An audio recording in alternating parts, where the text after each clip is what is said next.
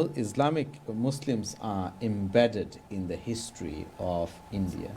The Indian independence was certainly the first Indian independence uprising, claimed many thousands of Muslims. How does it make you feel that a country that you thought was yours, your forefathers has fought and gave life for, it treats you today in this manner? See, that is the weakest part, that people are out on roads. Okay, so I have been living in my country since I was born there. My grandfather was given a chance at the time of partition. I remember he used to tell us that at the time of partition, he was given a chance to go to Pakistan or go to London. He was an officer there, and so he got a chance to either come to London or go to Pakistan, but he chose to stay in India. Okay, so I am a Muslim by choice. I'm an Indian Muslim by choice. Okay, so and there are crores like me in India. That is the problem, that we are not going to accept this act. That who are you to question my allegiance to my own country? Who are you to question my citizenship of my own country? But how long can you? So far, we have seen that the government hasn't shown any interest in changing their position. So how long can you? I mean, it's 53, 54, whatever, almost 2 months that people have been in Shaheen Bagh and many other places. How long can you sustain? We've seen people, wielding pro-government supporters wielding guns at, unarmed protesters. So how long can you sustain this? As long as they don't take this draconian legislation back, because the history knows it, that they are there because we voted them to power, and they can be taken down if the people come together, and if there is a resistance, and this resistance is not going to stop. So this unstoppable resistance is definitely going to bring them down, and definitely going to bring this act down, and they will have to take this act down. And until then, we are not going to stop the protest. We are not going to stop our struggle, stop our resistance, definitely, because this is not only about a citizenship. This is about the constitution. This is about the constitutional spirit we have always had. We have had for 73 years for now. So this is against the spirit of our nation. Thank you. Bashir, can I come to you again? What has been the reaction of overseas Indians, British Indians? I mean, there's a large number of Indians living in Britain. So I think there's a lot of concern. So we've organised 2 protests, one in Newham, which was attended by about 2,500 people. We had a very successful march in London, with multi-faith communities, and that attracted around about 2,500 people. But I think people need to realise that it has an impact. It's not something that's happening millions of miles away. Okay, it has a direct impact on you. It has an impact on your parents, right? So the overseas citizenship of India is an issue that will impact people living in this country, right? With this act, there's been another kind of introduction where if you break minor laws, that can be taken away from you. Okay, so that's another way. You could be charged for demonstrating in London as absolutely. Acting against the state. Absolutely. And this is how draconian it is, right? And my main concern is, over 200 million Muslims, Modi is not going to be able to send them anywhere. Okay, all he's doing is dividing and destroying the nation. Okay. But he's hoping that Muslims become isolated and others realize. I think Muslims were quite pragmatic, probably around the Babri Masjid issue. Imam stood on pulpits and said, "Look, accept it. We don't want no violence." Well, they recognized reality and moved on. The thing is, Hitler was successful in his campaign because people didn't realize, people didn't oppose him right from the beginning. But things are different now. As one of the padris said after the World War II in 1946, he said, "I was a coward. I didn't speak out when they came for the communists. When they came for communists, I didn't speak out. When they came for socialists, I didn't speak out because I wasn't a socialist. Then they came for trade unionists. I didn't speak out because I wasn't a trade unionist. Then they came for Jews. I didn't speak out because I wasn't a Jew. Right, we'll take a but call. then he said they came for me and there was nobody to left to speak for me. Right, that's very aptly but put. people of India has risen up. They are not waiting for that. They are coming together and they won't accept this. They won't accept that Muslim people are deported from India. It is them, Modi and Shah and people like them. They will be deported from the globe. Right, so we'll take a call and then we're almost near the end of our program.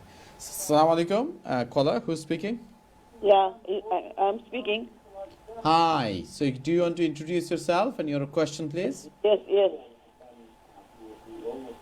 I want to talk, yeah. Yeah, we can hear you. You need to put your volume down, all the way down, and then speak to us. Okay, hello. Yes, we can hear you. Okay, the point is, good evening everybody. I am watching every program, what is going on. I mean, it's really pathetic and I can't express my sympathy for this program. I mean, what is going on in India is completely out of control. Completely out of control. I mean, I feel for them, I cry for them. As a human being, people should have a right to live with peace and with their children. I mean, they can't, this government can't do this. I don't know which God is in India. I don't know who will save them. Who will save them? I don't know, honestly. Please do something.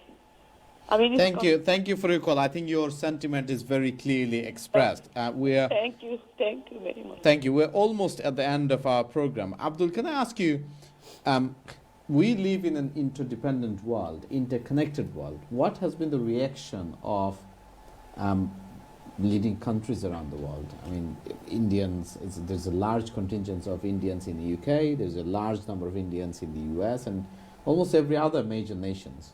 What has been their reaction? Well, I think it's good to know that the Indian diaspora around the West, nearly all major cities in Europe and also on the American continent, have demonstrated outside the, in England it would be Indian High Commission, or in other countries, Indian embassies. So people of Indian origin all around the world have. I mean, one of the contributors to our march outside Downing Street was Tariq Ali, and I think his words were read out. One of the things Tariq Ali said, that in fact what they have done with the CAA and the possible implementation of registration is that it's united the Muslims and the people of other faiths in India, which is something that we haven't had, because there's always been this division in India. Well, even Muslims themselves has not been united, let alone... Absolutely. You know, so the people always thought, or there was always a perception that those like our colleagues here's parents who decided to stay in India were always looking over their shoulder to Pakistan. What this has done is actually crystallize the nationalism, what the Muslims feel about India, and the reason why their parents or grandparents have remained in India. So it's an opportunity for Muslims to show their patriotism for India. And I think similar sort of sentiment has been expressed by all of those of Indian origin outside India. And it doesn't just include Europe and Americas, but also in many parts of Asia people have. Asia and Africa as well. Yes. Right. I'm going to come to you again, Bashir. What plans do you have to mobilize Indian diaspora here? So we're actually got a number of things going on, right? So we're currently going around mosques, kind of doing awareness sessions, because even Indian people don't know what's going on. So we need to educate people around the CAA and NRC. We're taking a delegation on the 24th of February to the House of Commons to present our case to MPs. And we're also, via the Indian Muslim Federation, launching a public interest litigation in Delhi, and submitting a paper to the courts around this act. Okay. So you've got a packed plan. Yeah. Just very quickly, in 30 seconds, what are your thoughts? Which way do you think this is going? As I said earlier, people are not going to accept the CAA, neither NRC. And people have risen up in India, and we they will will force the support them government back. all the way. We will support them, whatever way we could. And Asha, final words for me. What are your thoughts going forward? I would like to quote one of the very famous lines these days, that सभी का खून है शामिल यहाँ की मिट्टी में, किसी के बाप का हिंदुस्तान थोड़ी है. What does that mean? That India is made up of by a collective effort given by everyone, every community back in the days of fight for independence. So this and India does not belong to someone specifically or some specific community. It is a belongs collective. to all of India. It belongs to all of That's us. a very apt note to end on. We did invite the Indian High Commission to provide us with a spokesperson or to provide a statement. Unfortunately, they have not responded to our query. Our hope would be that India had a cherished and a long tradition of coexistence of different communities. And it had been, despite many challenges that India as a country faced, from poverty, from extremism and all sorts, but by and large, India remained a good role model for Asian nations to champion democracy and rule of law. Unfortunately, it seems that tradition is now under threat. It is therefore not in the interest of just Indians, Indian Muslims, but of all people in India and beyond, to make sure that the allegations that are surfacing about the current Indian government are properly looked at, and if true, properly challenged. We cannot afford the return of another Holocaust or anything of that kind. No government and no authority should ever be allowed to scapegoat a specific community, a whole community, for no reason but because of their religion or race or any other classes. And we hope that where there is a call for challenging bigoted fascistic attitude of any government, that all people in India and around the world will respond to such call. And on that note, thank you very much for listening to our watching this program. Thank you very much to my guests who gets given their very valuable time. And until next week, that's all. Allah Hafiz.